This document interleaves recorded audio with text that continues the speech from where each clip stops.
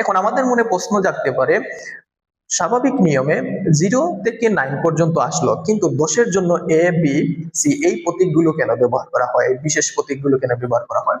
এর অর্থ হলো, ধরা যাক হেক্সাডেসিমাল সংখ্যার জন্য আমরা একটা সংখ্যা লিখলাম এই প্রতীকগুলো ব্যবহার করে এ সি এফ।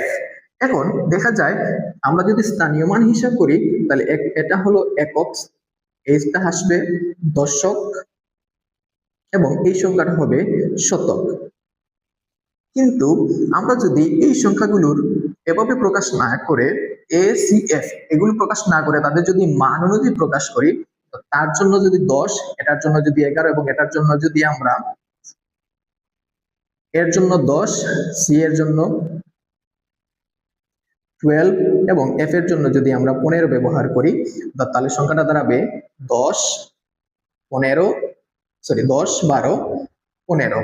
তাহলে দেখায় এই সংখ্যাটা আসবে একক, এটা আসবে দশক, এটা স্বাভাবিকভাবে শতক এবং এটা হয়ে গেল হাজার।